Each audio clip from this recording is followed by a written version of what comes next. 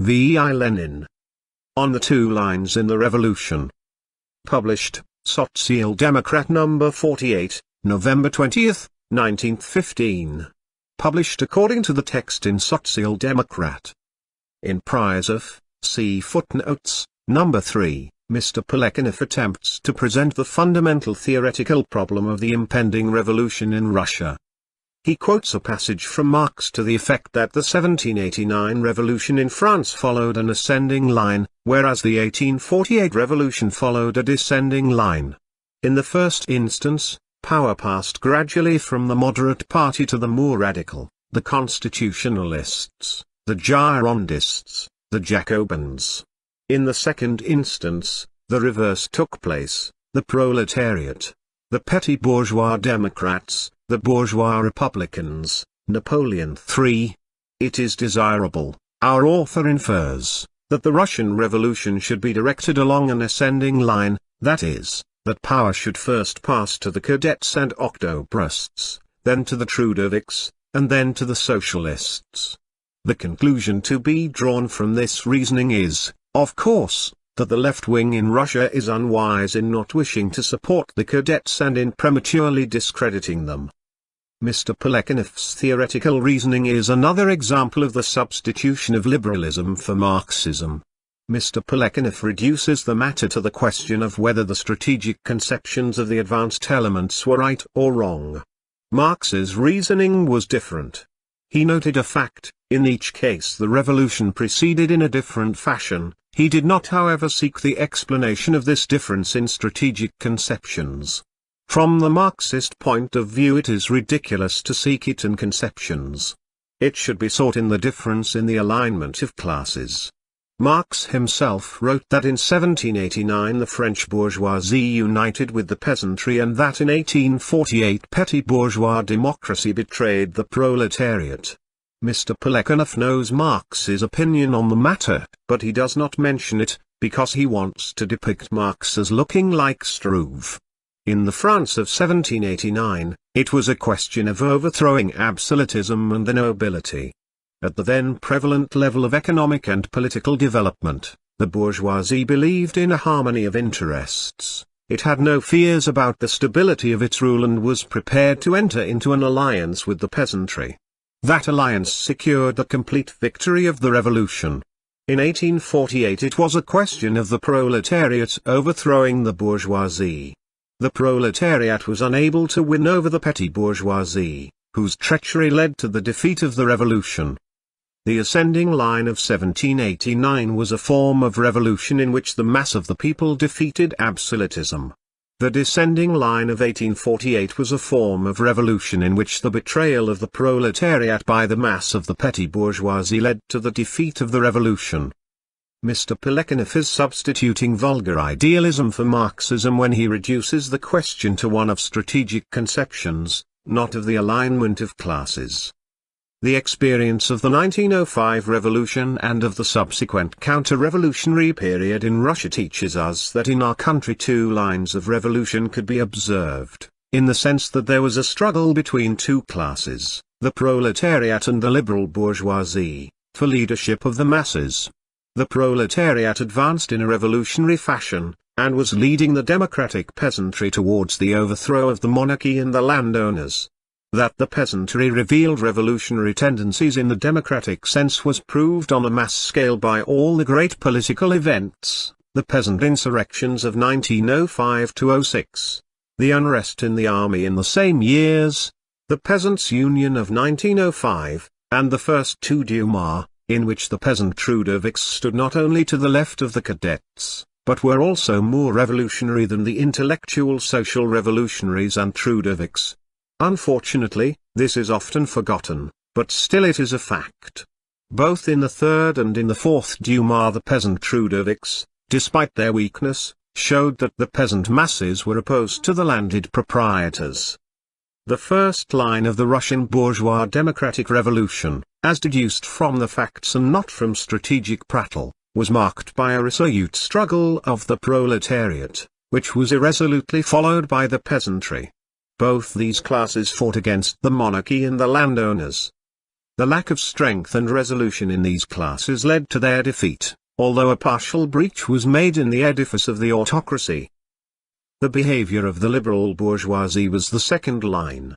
We Bolsheviks have always affirmed, especially since the spring of 1906, that this line was represented by the cadets and Octobrists as a single force. The 1905-15 decade has proved the correctness of our view. At the decisive moments of the struggle, the cadets, together with the Octobrists, betrayed democracy and went to the aid of the Tsar and the landowners. The liberal line of the Russian Revolution was marked by the pacification and the fragmentary character of the masses' struggle so as to enable the bourgeoisie to make peace with the monarchy.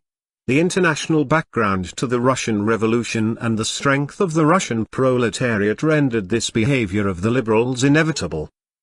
The Bolsheviks helped the proletariat consciously to follow the first line, to fight with supreme courage and to lead the peasants.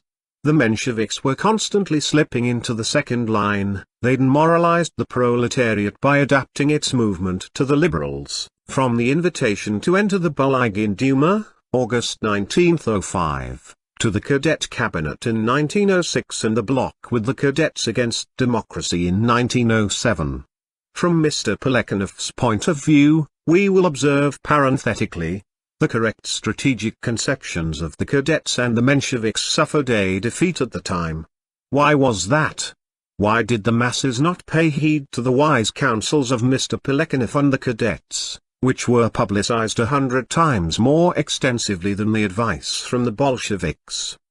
Only these trends, the Bolshevik and the Menshevik, manifested themselves in the politics of the masses in 1904-08, and later, in 1908-14. Why was that?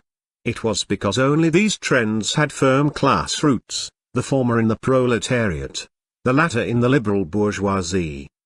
Today we are again advancing towards a revolution. Everybody sees that.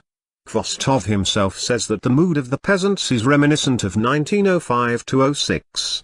And again we see the same two lines in the revolution, the same alignment of classes, only modified by a changed international situation. In 1905, the entire European bourgeoisie supported Tsarism and helped it either with their thousands of millions, the French, or by training a counter-revolutionary army, the Germans. In 1914 the European war flared up. Everywhere the bourgeoisie vanquished the proletariat for a time, and swept them into the turbid spate of nationalism and chauvinism. In Russia, as hitherto, the petty bourgeois masses of the people, primarily the peasantry, form the majority of the population. They are oppressed first and foremost by the landowners. Politically, part of the peasantry are dormant, and part vacillate between chauvinism, the defeat of Germany, defense of the fatherland, and revolutionary spirit. The political spokesmen of these masses, and of their vacillation, are, on the one hand, the Narodniks, the Trudoviks and social revolutionaries, and on the other hand, the opportunist social democrats, Nashtillo, Plekhanov, the Chkaids group, the organizing committee, who since 1910, have been determinedly following the road of liberal labor politics, and in 1915 have achieved the social chauvinism of Portesov, Shravinin, Levitsky, and Maslov, or have demanded unity with them. This state of affairs patently indicates the task of the proletariat. That task is the waging of a supremely courageous revolutionary struggle against the monarchy, utilizing the slogans of the January Conference of 1912, the Three Pillars, a struggle that will sweep along in its wake all the democratic masses, that is, mainly the peasantry. At the same time, the proletariat must wage a ruthless struggle against chauvinism, a struggle in alliance with the European proletariat for the socialist revolution in Europe. The vacillation of the petty bourgeoisie is no accident, it is inevitable, for it logically follows from their class stand. The war crisis has strengthened the economic and political factors that are impelling the petty bourgeoisie, including the peasantry, to the left. Herein lies the objective foundation of the full possibility of victory for the democratic revolution in Russia. There is no need here for us to prove that the objective conditions in Western Europe are ripe for a socialist revolution. This was admitted before the war by all influential socialists in all advanced countries. To bring clarity into the alignment of classes in the impending revolution is the main task of Revolutionary Party. This task is being shirked by the organizing committee, which within Russia remains a faithful ally to Nationalo, and abroad utters meaningless left phrases. This task is being wrongly tackled in Nash Slova by Trotsky, who is repeating his original 1905 theory and refuses to give some thought to the reason why, in the course of 10 years, life has been bypassing this splendid theory. From the Bolsheviks, Trotsky's original theory has borrowed their call for a decisive proletarian revolutionary struggle and for the conquest of political power by the proletariat, while from the Mensheviks it has borrowed repudiation of the peasantry's role. The peasantry, he asserts, are divided into strata, have become differentiated. Their potential revolutionary role has dwindled more and more. In Russia a national revolution is impossible. We are living in the era of imperialism, says Trotsky, and imperialism does not contrapose the bourgeois nation to the old regime, but the proletariat to the bourgeois nation. Here we have an amusing example of playing with the word imperialism. If, in Russia, the proletariat already stands contraposed to the bourgeois nation, then Russia is facing a socialist revolution, and the slogan "confiscate the landed estates," repeated by Trotsky in 1915, following the January Conference of 1912, is incorrect. In that case we must speak, not of a revolutionary workers' government, but of a workers' socialist government. The length Trotsky's muddled thinking goes to is evident from his phrase that by their resoluteness the proletariat will attract the non-proletarian, popular masses as well, number 217. Trotsky has not realized that if the proletariat induce the non-proletarian masses to confiscate the landed estates and overthrow the monarchy, then that will be the consummation of the national bourgeois revolution in Russia. It will be a revolutionary democratic dictatorship of the proletariat and the peasantry. A whole decade, the great decade of 1905 to 15, has shown the existence of two and only two class lines in the Russian Revolution.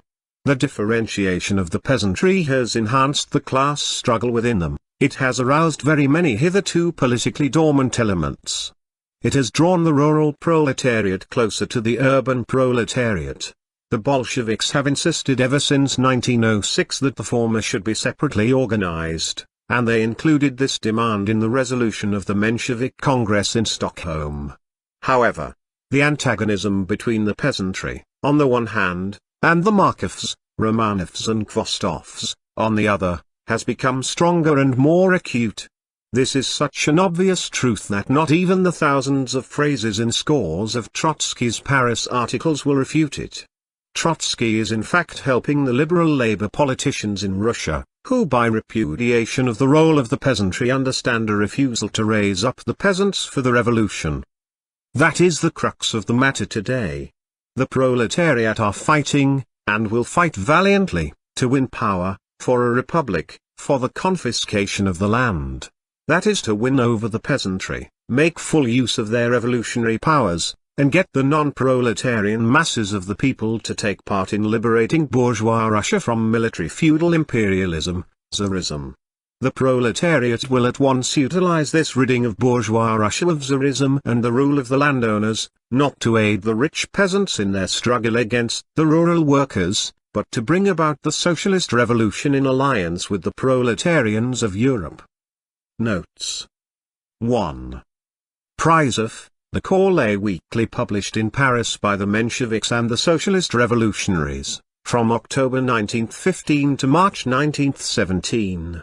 The reference is to Plekhanov's article Two Lines in the Revolution, published in this newspaper on October 17, 1915.